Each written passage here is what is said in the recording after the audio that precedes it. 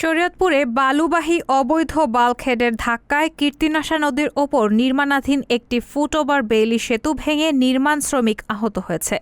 এ ঘটনায় 2 জনকে আটক করে পুলিশের কাছে হস্তান্তর করেছে জনতা। ব্রিজের একজন লেবার এই যে অ্যাক্সিডেন্ট হয়েছে, একে হসপিটাল নেওয়া হচ্ছে। গেটের উপরে ব্রিজের একটা অংশ আছে আর এটা হলো পশ্চিম পাশ থেকে ভাঙছে। বুধবার সকালে শরীয়তপুরের নড়িয়া বাজার সংলগ্ন কীর্তিনাশা নদীর ওপর নির্মাণাধীন ফুট বেইলি সেতুতে এই ঘটনা ঘটে। স্থানীয় ও পুলিশ সূত্রে জানা যায়, দীর্ঘ 7 বছর যাবৎ কীর্তিনাশা নদীর উপর নির্মাণাধীন রয়েছে ভাষা সৈনিক গোলাম মাওলা সেতুর নির্মাণ কাজ। গত বছর ডিসেম্বর মাসে পুরনো সেতুটি ভেঙে ফেলা হয়। এরপর থেকে নদী পারাপারের জন্য ট্রলারের ব্যবস্থা থাকলেও জনসাধারণের হাঁটার সড়ক স্বাভাবিক রাখতে নদীর উপর নির্মাণ করা হচ্ছিল একটি বেইলি সেতু।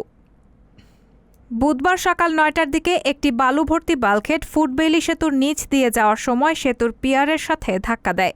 এতে সেতুটির একটি অংশ ভেঙে পড়ে। এ সময় সেতুর উপরে কাজ করা অবস্থায় এক নির্মাণ শ্রমিক আহত হয়। পরে স্থানীয়রা বাল্কহেডের চালক মোহাম্মদ হাসান হাওলাদার ও সোহেল কিবরিয়া নামে 2 জনকে আটক করে নড়িয়া থানা পুলিশের কাছে হস্তান্তর করে। বাল্কহেডটিও জব্দ করেছে পুলিশ। নড়িয়া থানা পুলিশের ভারপ্রাপ্ত কর্মকর্তা মোহাম্মদ আসলাম উদ্দিন মোল্লা বলেন, কীর্তিনাশা নদীর উপর নির্মাণাধীন বেইলি সেতুর সঙ্গে বাল্কহেডের ধাক্কা দেওয়ার ঘটনায় 2 জনকে আটক করা হয়েছে। বিষয়টি নিয়ে আইনগত ব্যবস্থা গ্রহণ করা হবে। রায়হানা মুন, সবার কথা।